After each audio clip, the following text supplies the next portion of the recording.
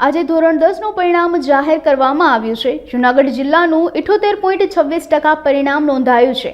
અત્યારે જૂનાગઢની alpha international સ્કૂલમાં અભ્યાસ કરતી વ્યાસ વાચા વિદ્યાર્થીનીએ 99.99 PR બોર્ડમાં પ્રથમ ક્રમાંક પ્રાપ્ત કર્યો છે। હવે જીવનમાં એન્જિનિયરિંગમાં અભ્યાસમાં આગળ વધવા માંગે છે। આ અંગે વાચા વ્યાસ પોતે 8 કલાકનું વાંચન કરતી હતી અને તે જણાવે છે કે આ વખતેની પરીક્ષામાં દરેક પેપર તેને પોતાની મહેનતને લીધે સહેલા લાગ્યા હતા। ફક્ત ગણિત અને વિજ્ઞાનના પેપર થોડા અઘરા હતા। જો કોઈ વિદ્યાર્થી સફળતાની ચાવી જાણવા માંગે છે તો તેણે સ્કૂલ દ્વારા જે ભણાવવામાં આવે છે તે રોજે રોજનો અભ્યાસ રોજ રિવાઇઝ કરવો જોઈએ।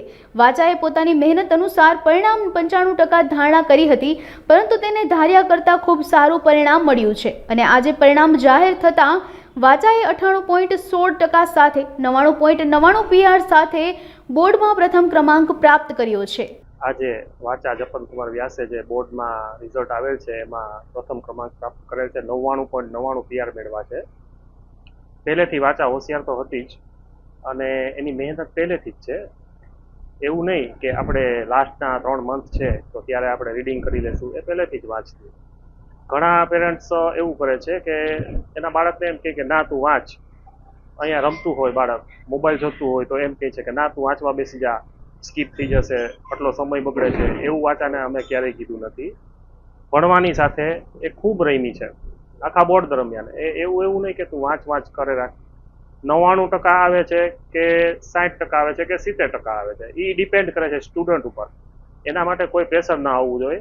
કોઈ સ્ટુડન્ટને ક્યારે એવું ના લાગવું જોઈએ કે મારી ઉપર પ્રેશર છે। પ્રેશરને લીધે એ લોકોનું ટકાવારી ઘટે છે અને બીજા પણ આપણે જોઈએ છે અત્યારના સમાજમાં, અત્યારના સમયમાં કે બીજા પણ ઇસ્યુ અમુક બને છે। એટલે સ્ટુડન્ટને ક્યારેય પ્રેશરાઇઝ ના કરવા જોઈએ। એની રીતના એ ભણવાનું જ છે બાળક। નો ડાઉટ આપણે એને થોડું મોટિવેશન આપવું જોઈએ, થોડુંક એને પ્લાનિંગ કરવું જોઈએ, ટાઈમ મેનેજમેન્ટ કરી આપવું જોઈએ। આ બધી વસ્તુ અગત્યની છે અને બાકી બાળક પહેલેથી ભણતું હોય, પહેલેથી જ જે વાંચશે, એને જે આજે શીખડાયું છે આજે એકવાર રિપીટ કરશે તો એ ટોપમાં આવવાનું જ છે, 100% આવવાનું છે। બોર્ડમાં આવ્યા બાદ થોડી ગંભીરતા દાખવવી જરૂરી છે। આપણે ભણતર પ્રત્યે થોડું ગંભીર થવું જરૂરી છે। હવે પછી ફ્યુચરમાં આપણે શું કરવાનું છે એના માટેનું આપણે મોટિવેશન કરવું, પ્લાનિંગ કરવું અને સાથે સાથે એકદમ હળવું પણ રહેવું એમ। મારું નામ વ્યાસ વાચા જપન કુમાર છે।